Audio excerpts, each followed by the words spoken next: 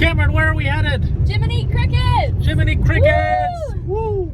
So we're going for a tour today at Jiminy Crickets, who is obviously a cricket company. Sells crickets for human consumption, but is obviously super in tune with crickets in all capacities. And so we thought it'd be valuable for us to get that information and put it out to you guys from a top-of-the-line source who knows her stuff. Have anything to say? Make sure to check out Shelby on YouTube as well. Yeah, we'll put a link in the description. So, let's go see. Hello, we're here at Jiminy Crickets with Shelby Smith, and she's been raising crickets for how long? Since 2018 was when I bought my first crickets. Wow, okay, so that's a lot of time to learn. Yes. What made you get into cricket farming? So I grew up just half a mile north of here of where the farm that we are standing on, and grew up on a traditional corn and soybean farm and really wanted nothing to do with traditional agriculture, wanted nothing to do with Iowa. Luckily, I was pretty good at sports, so I played basketball in college out at St. Joseph's University in Philadelphia. Mm-hmm. There I had, I double majored in finance and financial planning, so I graduated from there in 2013 and then got picked up by a program called Sport Changes Life out of Northern Ireland. So I went over to Ireland, got my master's at an Irish university, continued playing in their national professional league, and then coached in underprivileged area. So I got my master's degree in finance from Trinity College in Dublin. Mm-hmm. Absolutely fell in love with Ireland. So I ended up sticking around, looking for a job because I wanted to continue playing. So wound up as an equity derivatives trader for a Canadian bank in Ireland. Okay. And did that for about 3.5 years before I just figured out finance was not where I wanted to be. So I quit and I moved back home to the family farm really without a plan, just so that I could kind of figure out what I wanted to do next steps. I knew that finance was not where I wanted to be, but I just didn't know what I wanted to do. So I moved back into my parents' basement and started helping my dad farm corn and soybeans and do things I said I would never do. Fast forward a few months and he told me that, you know, you don't have to fight the same markets I have for over 30 years. Mm-hmm. If you want to find a niche, go for it, and we'll help you get started. I'm a really avid podcast listener, and so eating bugs came up on like 3 different podcasts in the same month, and so I thought, well, that's kind of interesting. Started looking into it and sent both my parents an article about a woman raising crickets for human consumption on January 1st, 2018. 10 days later, I bought 10,000 crickets and said, we'll see what happens. Jumped in and bought 10,000 crickets. How did that first 10,000 go? Yeah, so you guys might know what 2-week-old crickets look like size-wise because you probably have experience feeding them to an animal, a smaller animal that needs smaller crickets. Mm-hmm. When I bought 10,000 2-week-old crickets, which came in 2 boxes of 5,000 from a farm down in Louisiana or Georgia, I had absolutely no idea what I was getting into size-wise. I had no idea why the box was really, really well taped up and all of that. Cut the tape, little baby crickets everywhere. So I say I bought 10,000, I would say, you know, generously 6,000 of them maybe made it into their homes that they should have made it in. And looking back at those homes, because, you know, it comes up on my time hop every year at around the same time of the first bins that I put together, and I just go, man, I did not know what I was doing. But figured out, you know, how to keep them alive, how to make them breed. And then at that point, the big thing was, what was I going to make for products? Where was I going to sell them? Here in the state of Iowa, the lowest barrier to entry for a food product is the farmer's market. So I applied to the local Amos Farmer's Market. Luckily, the director said, sounds really weird, but sure, you're in. So I had a place to sell my products, and then I spent the next 2 or 3 months trying to figure out how to grow crickets and then trying to make them taste good so that I would have something to sell in May. Gotcha. And did you make that deadline? I did make that deadline, Nice. even though I always tell people it is a miracle that anybody bought my products in the beginning, because I was literally selling them in Ziploc sandwich bags with like the tiny little Avery address labels that had everything to make them legal. So I needed to have the address where things were being made, and I needed to have the ingredients that were in each of the things. So I had 2 different labels, and I just, again, I look back and go, I can't believe people bought these things. This is insane. Do you want to describe the anatomy of a bin that you have set up and how that helps with cricket care. Would you like to look at the anatomy of a bin? And I can explain it while we look at it. For sure, yeah, that would work. Okay, so this is what one of our bin setups look like. The major features, obviously you'll notice stacks and stacks of these egg flats. Super important, often overlooked with cricket care for, you know, folks who have pets or things like that. Many times I'll ask them, you know, what are you keeping your crickets in? Are you feeding them? Are you watering them? And they say, yes, I'm doing that. I'm say, cool, what do you have for housing? And they're like, well, I don't have anything for housing. And I say, well, that's why you have dead crickets. They have nowhere to hide. Oftentimes if they have nowhere to hide, they get stressed, they start eating each other, they're just jerks overall. So we have plenty of egg flats in there. You can do anything for your cricket habitat at home, anything that's like paper based. So I tell people paper towel rolls, toilet paper rolls, cut up cardboard boxes. Any of those will work as long as it offers them somewhere to climb on that's not each other.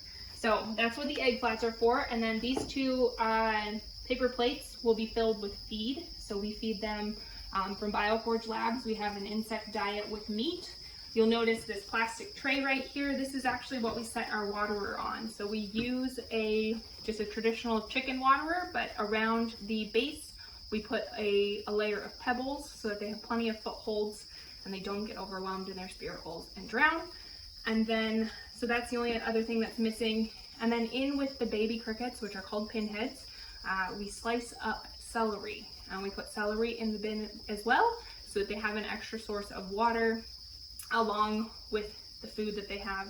Not that they can't use the waterer, but they need a little extra help when they're that tiny. So we slice up some celery, put it in the bins when they're first hatched, and then we put the top on for the first 7 days with the pinheads so that we create a higher humidity environment so that the pinheads don't dry out. So the pinheads, when they are freshly hatched, are bright white, similar to crickets that have just molted, and then they start to darken up into a lighter gray color, but they don't have a fully formed exoskeleton until about day 5, 6, or 7. So they're at large risk of drying out in too dry of an environment. So that's why we create a higher humidity environment, just by manipulating the amount of air that escapes.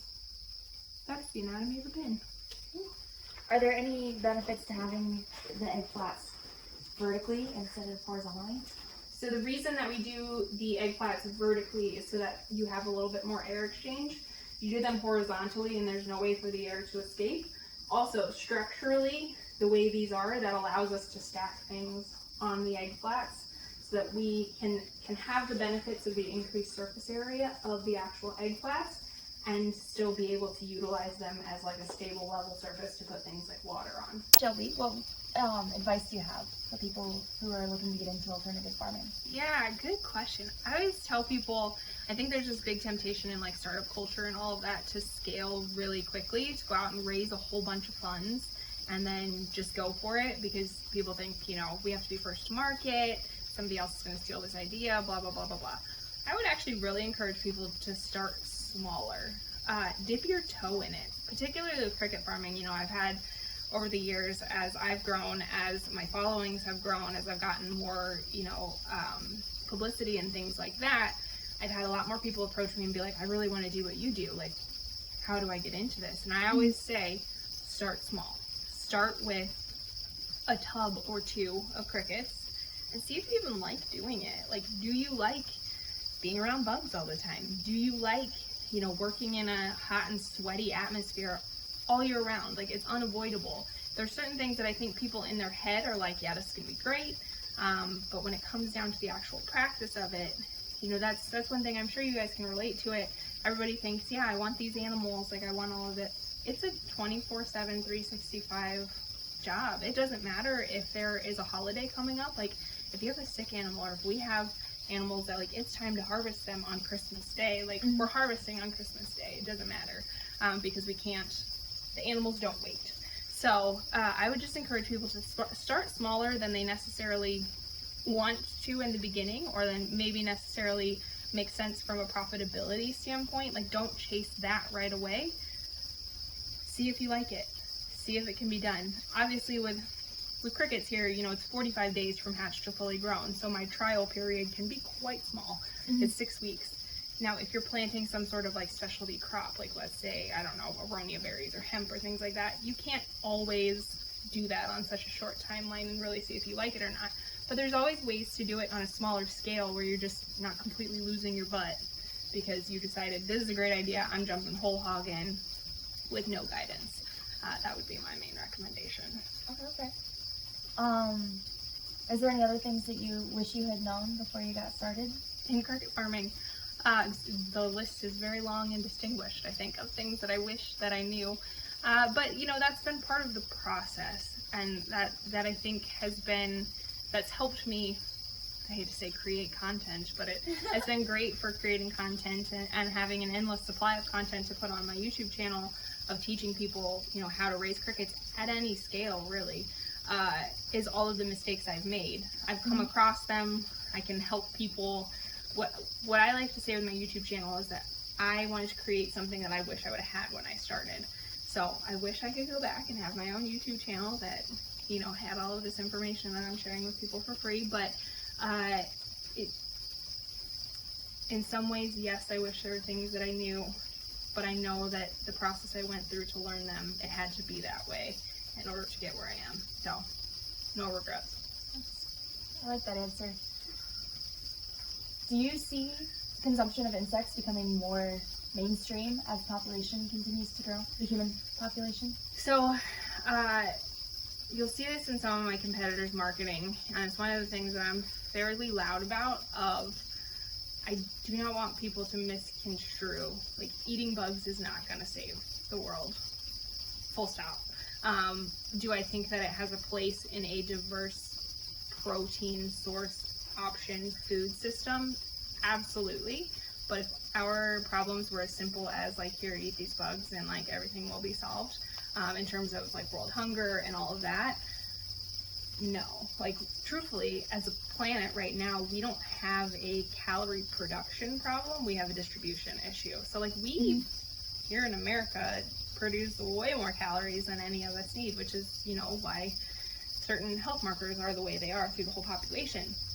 So it's not a matter of, like, can we feed 10 billion people potentially? We definitely can. Do I think that crickets and insects will have an increased role in that? At some point in the food chain, absolutely. There's a lot of people that are looking at adding insect protein into animal feed for animals that we eat, so things like hogs and chickens and cows and things like that, because there's a myriad of benefits for those animals. Also on the human consumption side, I look at insects in the West as part of the food culture, sort of like sushi, where back in the 80s, like, sushi was not a thing here in the US. Like, it was, you would find it in some of the trendier spots in New York and things like that. But, like, now here in the Midwest, in Ames, Iowa, we have 2 sushi restaurants. That would have been so out of the norm even back in the 90s. So I look at it as going to be, in long term, I think it'll become more normalized. But do I think it's actually going to, like, replace traditional sources of protein? No. And do I think that it should all of the traditional protein eaten should become insects? No, because what happens if there's some, like, major virus that wipes out all of the insect population? Having choice is a good thing. So having, you know, a diverse food system and a diverse food supply, I think, is really important. So I think insects definitely are going to play a role in that, and an increasing role, but I don't think they're going to save the world. Okay. Speaking to having options, I know you have on your labels that if somebody has a shellfish allergy, then they might be allergic to crickets. Yes. Why is that? Yes, very good question. A lot of people are really surprised by this. So insects are actually arthropods, which crustaceous shellfish are also arthropods. That was a tongue twister, man. So arthropods, if you think about the animal kingdom, the tree of the animal kingdom, and whatever, I don't know the actual steps of it, somebody with more science background can tell you. But, so you have arthropods up here, and then off of the branches of the trees, you have crustaceous shellfish, you have insects, you have arachnids. All of those things essentially are made of the same stuff. So they have an exoskeleton, meaning their skeleton is on the outside, meaning as they grow, they need to shed that skeleton. So they're all related. So the potential allergen trigger is actually the chitin in the exoskeleton. Shellfish allergies are really weird in that some people will be allergic only to seawater shellfish, but they have no problem with freshwater shellfish, probably related to the iodine, but above my pay grade. So chitin, believe it or not, chitin is the second most abundant biopolymer in the world behind cellulose. So it's in all fungi. So mycelium of mushrooms, things like that. So if somebody is allergic to mushrooms and shellfish, pretty good chance that they are also allergic to crickets or other insects. But I always warn people, if you are allergic to shellfish, you might be allergic to crickets. If they go ahead and choose to try them anyway, I told you. So I have plenty of customers that are actually allergic to shellfish in one form or another that have no issue with crickets. And I've also had people that have had a little bit of a reaction to crickets that are not allergic to shellfish. So there's definitely some more study that needs to be done. I don't have the money bag pockets to fund it right now, but hopefully somebody will at some point. Okay. Good question though. Yeah. Beyond what you've already discussed, are there any other pros and cons to cricket farming? I think, well, this should be kind of an obvious one, but it is one of those things that I'm actually mildly shocked by the amount of people that are like, I don't really like insects, but like, or I'm kind of scared of insects, but I want to start raising crickets. I'm like, are we working on exposure therapy or what are we doing? So, pros, you have the opportunity to get into a market at the ground floor. You don't have to raise them for food. There's a thriving live market. You guys are very aware of all the specialty pets, all the exotic pets that require live insects as, nutrition, great nutrition. They love crickets, and crickets are not always easy to get your hands on. So there's opportunity there for sure. And then if you want to get into the food market, there's many routes you can go. You can build your own brand where you don't have to mess with raising the actual crickets, or you could just raise the crickets and hopefully have a partnership with another brand that already exists so that they turn it into the cricket. I typically tell people don't do what I did unless you have a lot of patience and a lot of time of raising the crickets and building the brand. It's hard. I would be lying to you if I told you it wasn't hard. It's never my recommendation. I usually tell people now, pick one. Either build your brand or raise the crickets. Don't do both. Okay. Speaking about your brand, how did you come up with the name Jim and Eats? Yes, a lot of people ask me that question of how did you come up with this name of Jim and Eat Crickets? I was actually just laying in bed. I had a little notebook beside me because I had already ordered my crickets, and so at that point I'm like, well, I need a business name, and so I can get my LLC filed and everything else. And I was laying in bed just brainstorming, and I said that out loud, like, what about Jim and Eat Crickets? I was like, that's a good one. I'm gonna write that one down. I woke up the next morning and I was telling my mom about it, and my mom was like, I don't really like that. And I was like, that's gonna be the name. So I'm a little bit of a rebel. I can't help it. I think that's all the questions that I have. So thank you so much for taking the time to have us out here and to talk to us. Thanks for coming in. Thanks for coming and checking it out. Absolutely. We just got home from our tour at Jim and Eats. It was an absolute blast. We learned a lot. And it's kind of wild to think about all of the ways that we don't think of as like agriculture or like food production, for example. So it was very eye-opening in that way. If you like this video, what should they be doing?